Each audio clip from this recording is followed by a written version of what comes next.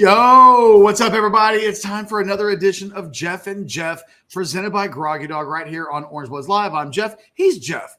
Jeff with a G, Jeff with a J. Do us a solid. Hit that thumbs up button, like, comment, subscribe, all those things. It really matters. And oh, by the way, more than anything else, make sure you check out Groggy Dog, the sponsor of this video, our partner at orangebloods.com and Orange Bloods Live for that matter, when it comes to needing something for your school, something for your team. If you need to print it, they'll do it for you. They have an in-house team that will take care of you on a million different levels. Real quick, Jeff, impress them with the setup. The setup, man. We got 6 artists. We got salespeople on the front end. We got production people on the back end, and we're turnkey, man. From concept to creation, and whatever that looks like. I like to say, Catch, that we're like a marketing firm. Without the $100,000 annual retainer, right? You get an idea on a napkin. You know what I mean? Just send me a sketch, shoot me a text, and we can bring it to life. Whether that's on apparel or graphics or hard goods, whatever it might be. We just want to brand and promote, and we love the opportunity to partner with whoever that entails. The Orange Bloods Nation. Holler at me. Exactly, and more than anything else. First-class, 5-star customer service. It's what they swear by. Give them a shot. Let them help you out on your next project, no matter how small or big it might be. Just reach out to Jeff. He'll personally help you in any way that needs to be helped. Okay, Jeff, the Longhorns have an L. They are finally shown themselves to be mere mortals after the loss against Georgia, but the show slows down for nobody. There's a game against Vanderbilt this weekend. It's turned into a pretty big game for a lot of reasons that I don't think we would have guessed a month ago. But here we are as we get into our 5 things that we're looking for in this Vanderbilt game this weekend. It feels like there are some obvious ones, but as always, I'll let you shoot the first salvo. What's number 1 on your list of things to look for this weekend in Nashville? I'm gonna be Captain Obvious and pull from the very low hanging fruit, and got one number 2 words for you. Number 3, Quinn Ewers. Like again, and I'll circle back to. I know I brought it up last week prior to the Georgia game. He needed to be the best player on the field for Texas to have the performance, a winning performance. He wasn't. But again, and I'm sure we'll get into this, not entirely, it's not all on Quinn. But when you look at this game against Vandy, but then also more importantly, when you look at the rest of the season, setting the tone for the offense, Quinn Ewers has to be at an elite level. And it needs to happen for the psychology, the mental, emotional piece of the offense of knowing that, okay, this is the guy that we can count on to help us put up 40 points a game. It's a hurdle now. It's a bit of a block. Like the offense hasn't been right for 3, 4, 5 weeks. And Quinn needs to set that tone starting in Music City on Saturday afternoon. So that's number 1 for me is to see how Quinn Ewers responds and gets the offense, back into a rhythm. It's such a big one. There's a part of me that thinks it's 1, 2, 3, 4, and 5. Yeah, yes. All of the above. Because the best thing that can happen coming out of this game is that Quinn Ewers really takes a lift off again. Yes. If 400 yards, 9 touchdowns, 100 points on offense go into the bye week and really feel like, okay, I'm back. And I've got 4 games to go leading into whatever postseason exists. So bring it on. Mm-hmm. That sounds so different than, people think that we reporters, not necessarily you. No, I'm a man of the people. Yeah. You are a man of the people. Yeah. But there's this sense that we, the media. Yes. Show creators, that we really feed off of the negativity and this, I've been accused of clickbait this morning. Yeah. It's like, this stuff sucks. It's much more fun when everybody's happy and there's not this angst that exists. I'm going to be recording House Divided here. We'll be going live in like an hour. With people that watch this video won't have a real sense for the timing of everything. But Chad and I are talking this morning. I was like, look, what I don't want to do is make it feel like we're exploiting a situation that we have to talk a lot about. It's impossible to ignore the fact that the starting quarterback of the number 5 team in the country is feeling pressure and has a look over his shoulder kind of vibe going right now. That's not us making things up. That is us reporting on the aftermath of getting benched and getting replaced and then losing the game and kind of all of that goes with it. I have never been a bigger fan of Quinn than this weekend. Go blow up, young man. Does it mean anything to everybody else? Beating Vanderbilt is just an extension of moving to the next week and then in the next game and eventually to the larger goal of competing for championships. And nobody wants to be talking about the Vanderbilt game in January. Hey, remember, it's a bad sign if there's a whole lot of in January discussion of the Vanderbilt game. So this is about Quinn could do us all. Look, if Quinn goes big this weekend and has the 4 and the Vanderbilt pass defense it's gettable.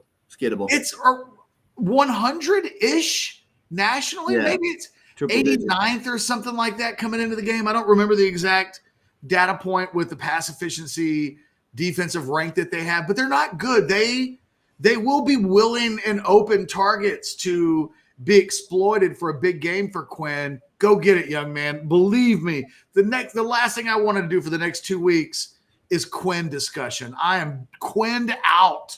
Other than I'd love to be able to say he's awesome. Yes. He's on the bounce back, and we can put the last couple of weeks behind us. Definitely number one, just to see how it just set the tone. And he needs to set the tone for the offense. He needs the offensive room, the offensive coaches to be 100% confident, convicted belief that number 3 is the guy that's going to get it done, right? 100%. However that looks after 60 minutes of football on Saturday, that's where we want to be. And look, I'm sorry, it's one of my things. So 1 and 2, we won't go 1, 2, 3, 4, and 5. No, we go 1 and 2. But 1 and 2, it's that important. 3. Like I had to get my little dissertation off too. So give me number 3. Give me another thing you're looking for this weekend. I think there's a list of them. We just had to get the quarterback thing out of the way. Yes, that's a solid 1 and 2. I want to see adjustments by the coaching staff. That was a takeaway that I've kind of been stewing on, ruminating on all week. Is man, it looked like Georgia had all the cards. Like from the kickoff, from the initial kickoff to the end of the game, it looked like they were 2, 3, 4 steps ahead of the Texas coaching staff. And you know what? That I'll give credit where credit is due. I mean, that's a national championship coaching staff, but at the same time, really was frustrated to see Texas not as prepared as you would have assumed they would be, and then also at the same time, not be able to make adjustments. Because that game was still there for the taking, right? You're fortunate to be a score down late third quarter. And at some point, your coaching has to help turn the tide or make a difference. And consistently, it was Georgia with the answers, with playing ahead. So I want to see, what our coaches have. I mean, that Vanderbilt attack is different. That's unique. Pavi, I mean, he's a different skill set. I mean, they're going to try to keep the ball away. I mean, they're going to do some different things. What are our coaches going to do to have the Longhorns ready to come on top? As an extension of, I'm toying between, there's a running game discussion with Jaden Blue and Trey Wisner. And if Wisner's limited, does that mean they let Jaden Blue out of the doghouse? I honestly, I don't know. I don't know what my expectations for the running game are at this point. But hard to get a read. Hard to get a read on that running game. But I think more important than that, but that also could be tied into the coaching discussion, right? Yeah. So is the thing that I'm going to point out, and it's Ewers related, but I'm not. To me, this isn't a Ewers thing; it's an offensive thing. Ewers right now is averaging 2.6 yards, air yards per completion this season. That's down from 1.5 a year ago. He ranks 128th nationally in air yards per attempt, down 2 full yards from a year ago, and he's 115th in percentage of throws 20 or more yards down the field. Damn, Catch. Like, at least, like, give me a hug or a kiss before. No, but like, that's painful stuff. No, it is painful. And yeah. But when you're talking about the coaching, you're talking certainly on the offensive side of the ball. They've got what was Georgia doing last week? Well, I think they were packing it in against a Texas offense that they were daring to try to do the thing that they don't want to do, which is go down the field. And if you know that Quinn Ewers, I mean, he ranks 128th nationally in air yards per attempt. That's 5.65. That and the completion is 2.6.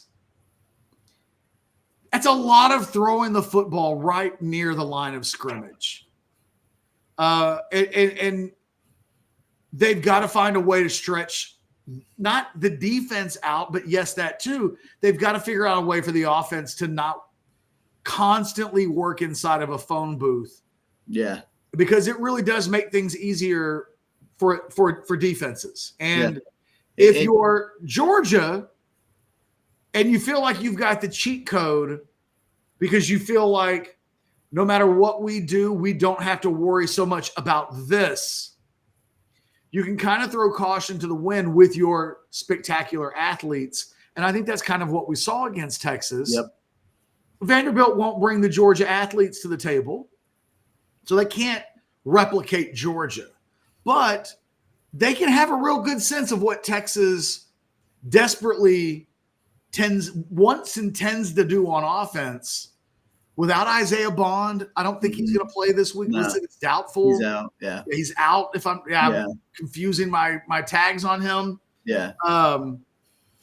This is a Texas offense that needs a shot of B12, and they've got to be able to be a little bit more opened up and aggressive. And this is a good week to start that. This is a good week when we're talking about Quinn getting unleashed. I think there's a way he has to get unleashed. And I don't mean throwing bombs all over the place, although that would be awesome. Love to see that.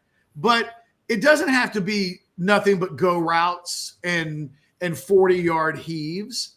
It can be much closer to 15, 20 yards, working that deep intermediate area. Not everything has to be a bomb when we're talking about throwing the ball down the field.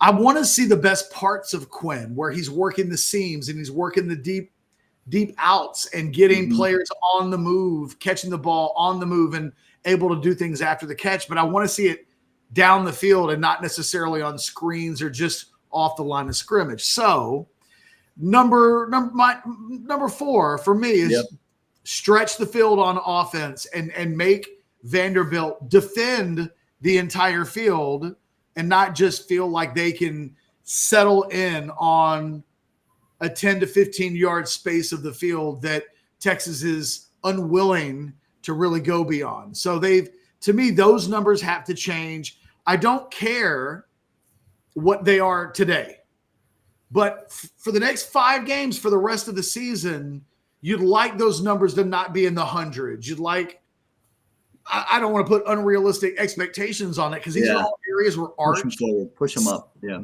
Arch is like second in the country in all of these things that Quinn is in the hundreds in. Yeah.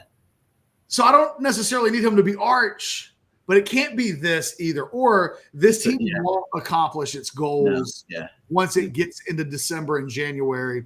All right, give me one more. Last thing to look for. use all the weapons, use all the tools, play all the cards you have. I mean, that's Wingo, that's Bolden, right? That's Blue, that's Helm, right? The Niblet in space. I mean, there's so much firepower that Texas has, and let's just overwhelm them. Like, it needs to be Navy SEALs going and getting Saddam Hussein. Like, no chance. You know what I mean? Like that.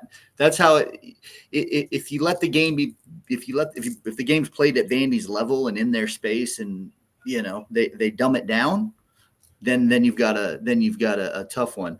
But I mean, just unleash the weapons. Like, let's go. I don't too much tentativeness. Like, let's throw everything out there. I mean, Silas Bolden, come on down. Ryan Wingo. They've really like I've had arguments that Wingo is better than Ryan Williams. Like, with people, I'm like, no, dude, he's not. Well, I know, but I'm biased, right? Again, I know, and I didn't finish. That's not an insult towards Ryan Wingo, who I'm with you. I think he's got a chance to be spectacular. Yes. The thing is, Alex and I were talking about this yesterday. They did. Like, Wingo's target numbers went up last week. I saw that. Yeah. His playing time went up. And it's going to go up again Saturday. Yeah. And, look, Quinn misses him on. Yeah. I can't remember the exact route. I don't remember if it was like a post corner or some sort of crossing route that led him into kind of the quadrant of the field that he was in. But Quinn's got him. He's got separation. He was at about like the 15-yard line. So if Quinn hits him, he just turns up and he scores. Yeah. And it was a tough throw, right? This is the throw that Quinn was trying to make as an NFL throw. You are throwing over the defense on top of, it's got to be a ball that's got enough air on it that it gets over the second level of the defense. Yeah, layers. And then he's got to drop it in to Wingo, who's open, and he's beating his guy, and you need to hit him even if it's not a perfect ball, and you lead him out of bounds in a way that he's not able to turn up along the sideline and just run in for a score. Even if it's not a good ball, it's got to be a good enough ball that you let a guy who's beat coverage by yards. He had 2 or 3 yards of separation. He's running free, and Quinn just didn't make the throw. And and that particular play, Wingo didn't even get an opportunity to make a play on the ball. It was not thrown well. But see, here's my thing. Like, our number 5, like, we can use this logic. There are all these weapons, all these opportunities for Quinn, for the offense to have explosive plays and to be productive on offense, right? And so we got to figure out how to use them. But do that again, and Quinn just throw a better ball. Because I do think, it was important to note that one of the things that Steve Sarkisian made a point on, Sark went out of his way to really defend Ewers, to say, look, our receivers need to do more, our line needs to do more, our backs need to do more, I need to do more, everybody needs to do more. But when game-changing plays are available, Quinn's got to hit those. Yes, sir.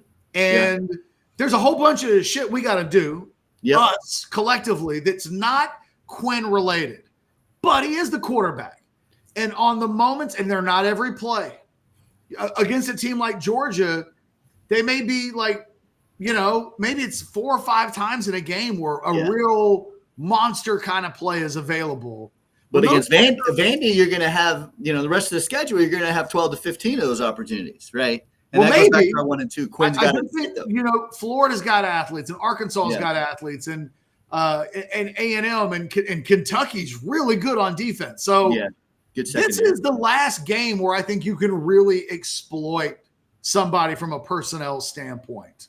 He's going to have to start playing better, and just stick that throw. I've seen Quinn Ewers make tougher throws than the one that he misses with Wingo. I only bring that specific play up because that's use your weapons. Yeah, and that's indicative of that. I think that you and I would say on Monday, God, they got to find a way to get Wingo more involved. And I think as real analysis of the game was done, and you go back and really look at it, you'll go, oh, they were trying. Yeah. And they would say, well, we will continue to try to do more, but it's not as simple as us just creating the plays. Yeah. The players have to execute, and that was certainly missing on Saturday. Hey, real quick, you and I didn't say it because they're taken for granted now at this point because they're elite.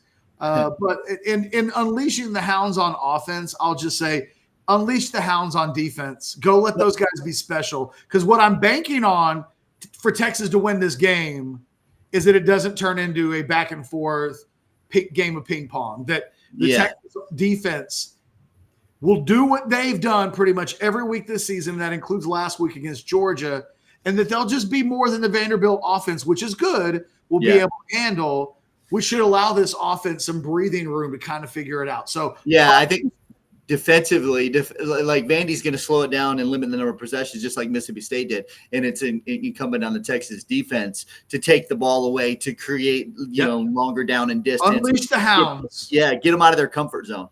Get them out of their comfort zone. And it's been a couple of weeks since Colin Simmons has had a real big impact on a game. He didn't even show up on the stat sheet against Georgia. I know. I had to do a double take on that. I'm like, what? I know he was. I know he played, but I don't see him on the stat sheet. I was pissed. I'm like, come on. And then I'm sitting there going, okay, dude, true freshman, tap the brake, But yes, he's the guy, man. He's our Lawrence Taylor. Like, you can't say the guy's like the second best player on the defense and then not get anything from your second best player on the defense, whether he's a freshman, sophomore, or junior. When a player of that, and we're talking about with Wingo too, I think he's at that level where he's one of the best players they have. If you exit a game after 60 minutes and you haven't been able to get anything out of him, yes, they're young, and so you're not going to beat him up, but it doesn't change the fact that it's disappointing, and it will feel like you've left something unused in a game where you want to use everything. So look, lots of stuff to marinate on leading into tomorrow's game against Vanderbilt. Marinate on this. Go to groggydog.com. Please check out the website. Consider them for your next apparel order. They've got the artists on hand to help you out. They will help you devise a strategy. They're willing to be a one-man gang for you to help process and expedite and give you the best customer service and the best quality of apparel and printing that you can possibly get. It's that simple. Go to groggydog.com. Go check out the website. Trust me, it's worth, if you're in the market for doing business like that, they're worth your time. For myself, Jeff and Jeff, you guys have a fantastic weekend. Here's to the Longhorns. Yes, sir. Just hook 'em.